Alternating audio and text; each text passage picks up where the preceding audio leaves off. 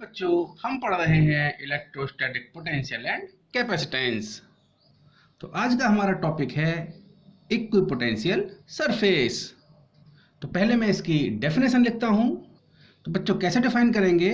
The surface at every point of which electric potential is same is called the equipotential surface. यानी एक ऐसी surface जिसके हर point पर electric potential की value same हो, तो ऐसी सरफेस को बोलेंगे हम इक्विपोटेंशियल सरफेस। अब बच्चों हम जानने की कोशिश करेंगे कि एक पॉइंट चार्ज की वजह से इक्विपोटेंशियल सरफेस कैसी होगी। बच्चों मैंने माना कि ये आपका कोई प्लस क्यू चार्ज है। तो बच्चों हमने किसी पॉइंट चार्ज की वजह से r डिस्टेंस पर जो इलेक्ट्रिक पोटेंशियल का फॉर्मूला पढ़ा था वो था V = 1/4 pi epsilon not Q upon R।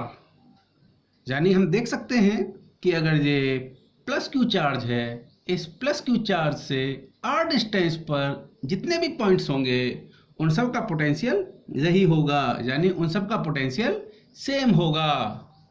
तो बच्चों इस पॉइंट चार्ज यानी प्लस क्यू चार्ज से इलेक्ट्रिक फील्ड आउटवर्ड डायरेक्शन में निकल ही रहा होगा। तो इस प्लस क्यू चार्ज को सेंटर मानते हुए r डिस्टेंस पर जितने भी पॉइंट्स हैं उन सब का पोटेंशियल सेम होगा।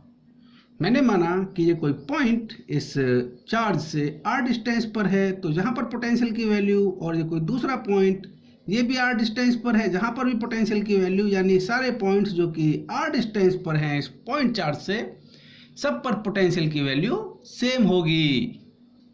बच्चों अगर हम इन पॉइंट्स को मिलाते हुए एक सरफेस ट्रेस करें तो वो सरफेस आपकी स्फेरिकल सरफेस होगी, यानी इस स्फेरिकल सरफेस पर हर पॉइंट पर इलेक्ट्रिक पोटेंशियल की वैल्यू सेम होगी। तो बच्चों ये एक स्फेरिकल इक्विपोटेंशियल सरफेस होगी। तो बच्चों कंसीडर किया कि ये कोई दूसरी स्फेरिकल सरफेस है और इसकी रेडियस r2 है। पहले r थी, अब r2 है, तो ये r2 रेडियस की कोई दूसरी इक्विपोटेंशियल स्फेरिकल सरफेस होगी। तो हम बोल सकते हैं बच्चों due to the point charge equipotential surface is spherical. बच्चों सेकंड पॉइंट है electric field is normal to the equipotential surface everywhere. आप कहीं पर भी देखिए ये जो इलेक्ट्रिक फील्ड है वो इक्विपोटेंशियल सरफेस के नॉर्मल है। बेटा एक पॉइंट और ध्यान रखिएगा आप, the work done by the external agent on moving the test charge from one point to the another point on equipotential surface is 0। यानी कोई एक्सटर्नल एजेंट इस इक्विपोटेंशियल सरफेस पर एक पॉइंट चार्ज को या एक चार्ज को एक पॉइंट से दूसरे पॉइंट पर मूव कराता है तो उसको 0 वर्क करना होगा। बच्चों मैं इसको अभी आने वाले वीडियोज में ड्राइव करूंगा, जब तक आप देख लीजिए work equal to charge into potential difference. अब बच्चों इक्विपोटेंशियल सरफेस पर हर जगह पोटेंशियल सेम है, तो पोटेंशियल डिफरेंस की वैल्यू 0 होगी। तो work done by the external agent to move a charge from one point to another point on the equipotential surface is 0.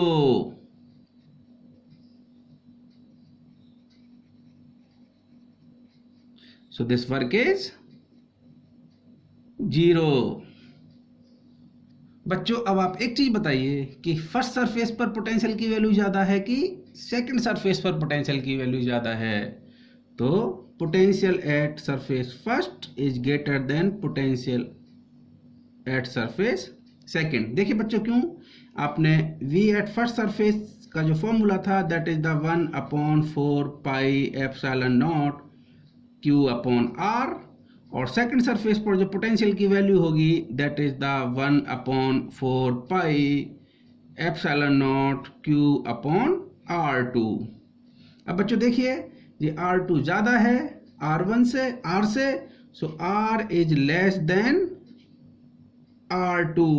अब यहाँ पर आप देखेंगे ये डिनोमिनेटर में है, ये क्वांटिटी कम है, तो potential at first surface is greater than potential due to the potential on second surface.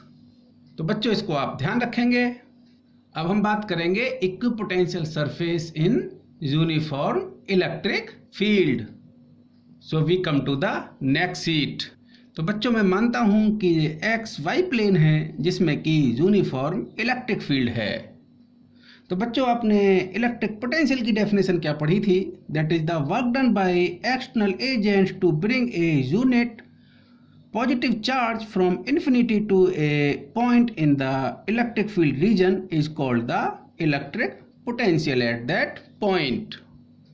यानी इन्फिनिटी से एक एक्सटर्नल एजेंट को +1 कूलम चार्ज को इलेक्ट्रिक फील्ड रीजन में किसी पॉइंट तक लाने में जो वर्क करना पड़ता है वो उस पॉइंट का इलेक्ट्रिक पोटेंशियल कहलाता है। तो बच्चों ये कोई पॉइंट P है और एक एक्सटर्नल एजेंट इन्फिनिटी से +1 कूलम के चार्ज को कांस्टेंट स्पीड से लाकर इस पॉइंट P तक लाता है। तो जो इस वर्क करना पड़ेगा that is the electric potential at point P।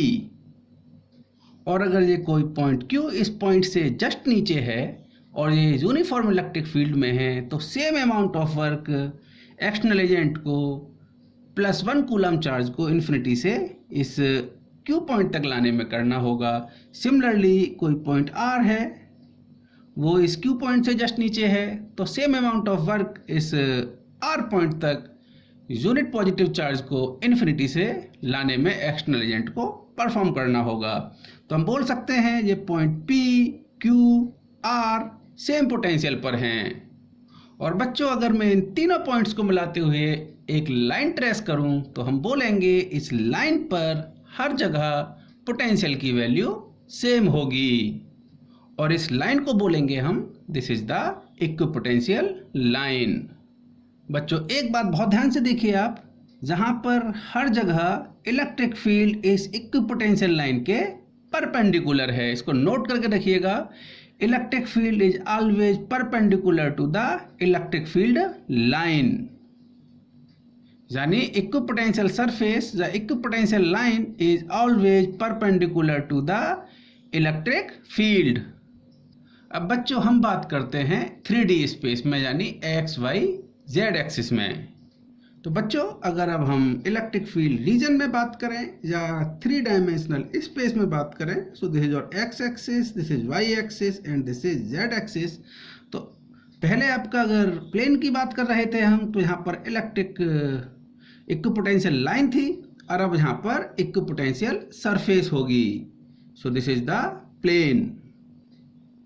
बच्चों 2D में जो लाइन थी वो 3D में आपका प्लेन होगा। सो ये आपकी एक इक्विपोटेंशियल सरफेस है, ये कोई आपकी दूसरी इक्विपोटेंशियल सरफेस है जहां इस सरफेस पर पोटेंशियल की वैल्यू V1 है। तो यानी इस सरफेस के हर पॉइंट पर इलेक्ट्रिक पोटेंशियल की वैल्यू V1 होगी। और ये कोई दूसरी सरफेस है, इस पर पोटेंशियल की वैल्यू V2 है, तो इसके हर पॉइंट पर इलेक्ट्रिक पोटेंशियल की वैल्यू V2 होगी। बच्चों एक बात यहाँ पर और ध्यान रखिए आप, जो आपका इलेक्ट्रिक फील्ड लाइंस हैं वो हमेशा इक्विपोटेंशियल सरफेस के परपेंडिकुलर ही होंगी। बच्चों नेक्स्ट टॉपिक पढ़ते हैं हम electric potential equipotential surface due to the electric dipole. आपने इलेक्ट्रिक डाइपोल पढ़ा है कि दो अपोजिट एंड इक्वल चार्जेस एक वेरी शॉर्ट डिस्टेंस पर रखे होते हैं। So this is the negative charge, this is the positive charge. Electric field lines positive charge से निकल के नेगेटिव चार्ज पर टर्मिनेट होती हैं। तब हमें यहाँ पर इक्विपोटेंशियल सरफेसेस फाइंड आउट करनी है। तो बच्चों ये मैंने ब्लैक डॉटेड लाइन बनाई है, these are the equipotential surfaces. और बच्चों बहुत ध्यान से देखिए, इलेक्ट्रिक फील्ड लाइंस इस इक्विपोटेंशियल सरफेसेस को परपेंडिकुलरली कट कर रही होंगी, यानी electric field always perpendicular to the equipotential surface. बच्चों ये बहुत इंपॉर्टेंट है, ये बोर्ड में इसी साल इस पर क्वेश्चन आया है, तो आप इसको बहुत ध्यान से पढ़ेंगे।